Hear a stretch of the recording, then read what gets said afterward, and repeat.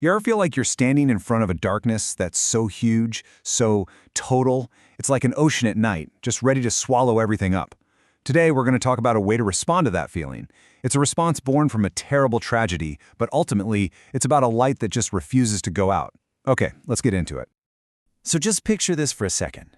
On one side, you've got the ocean. Just raw, immense, cold power.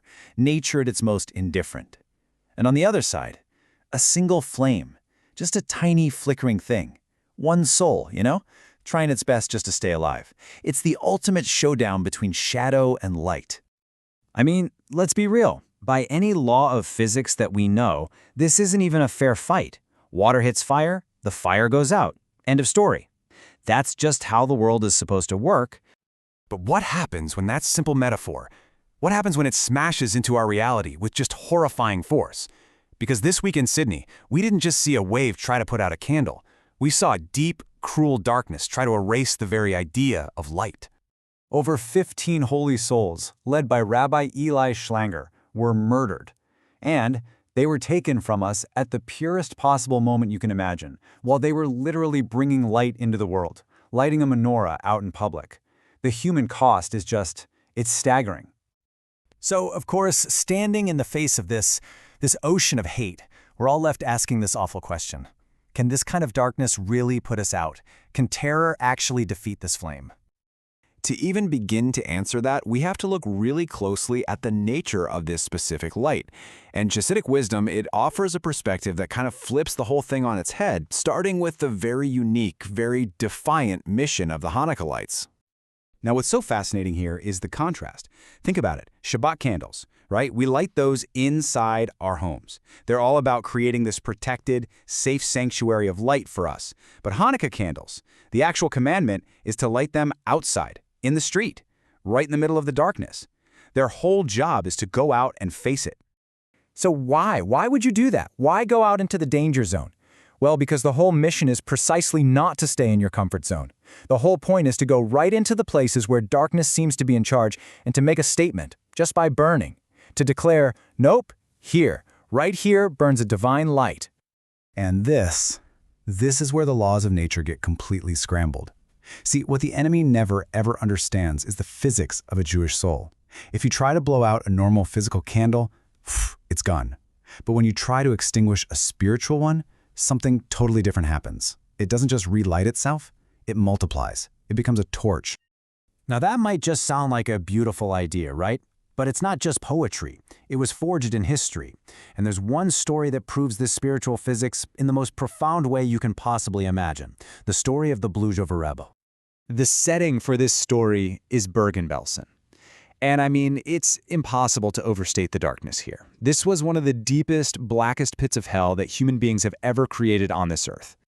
And right there, in the middle of that abyss, the Rebbe somehow miraculously gets a tiny bit of smuggled fat.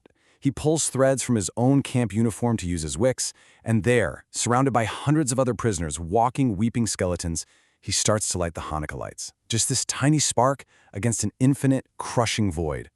He begins reciting the first blessings, his voice just breaking. Shiasa Nisim, the blessing that thanks God for the miracles he did for our ancestors so long ago. Even in that place, totally cut off from everything, he was connecting them and himself back to that ancient history of hope. But then he pauses, right before the final blessing, the Shehesheyanu. And this is the whole point. How on earth could anyone in that place say the words, "Thank you, God, for keeping us alive to reach this time"? How do you thank God for being alive in hell? And his answer, wow, it just explains everything. The Rebbe explained later, he said, "I looked around at your faces, and I saw that despite everything, you were standing here, hungry, just desperate to do a mitzvah. For this faith, for this strength, for that we must say, Shehecheyanu." He wasn't blessing the circumstance. He was blessing the unbreakable spirit that was burning inside of it. So let's take that incredible strength, that timeless piece of wisdom, and pull it from the shadows of the past right into the heart of this modern tragedy in Sydney and figure out what it means for us right now. To do that, we need to understand one last, really important concept, the shamash. You know, on the menorah, the shamash is the servant candle. It's special. Its job isn't to shine for itself. Its entire purpose, its whole reason for being, is to give its flame away, to light up all the other candles. Rabbi Eli and those holy souls who were with him, they were a shamash. Their lives were about igniting others. And this is the thing the darkness will just never ever get. You can strike the body of the candle. You can do that. But the mission of the shamash, that drive to spread light, that is a force that is absolutely impossible to stop. And that brings us to the final, and honestly the most important part of all of this. Our response. How do we make sure that mission keeps going? It's simple.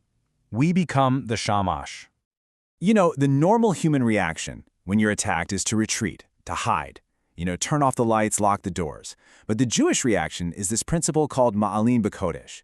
It means we ascend in holiness. You answer an act that was designed to create darkness with a massive, overwhelming increase of light. So what does that actually look like, practically? Here it is. This is our game plan for this week. First, find one person in your life who's going through some kind of darkness. A lone soldier, maybe an elderly neighbor, a friend who's really struggling. Second, do one act of light for them. It doesn't have to be some huge thing, a warm phone call, sharing a meal, a small favor. And third, when you do it, dedicate that little act, that little bit of light, to the memory of the holy souls of Sydney. We are going to turn our grief into action. Because that's how we prove it. That's how we show the world that the physics of the soul are real. That's how we help transform their light into a torch that can never be put out. They wanted to extinguish one public light? Well, our response has to be to turn the entire world into a menorah, one small act of kindness at a time. Because the Jewish fire, it might cry sometimes, and it might flicker in the wind, but it never, ever goes out.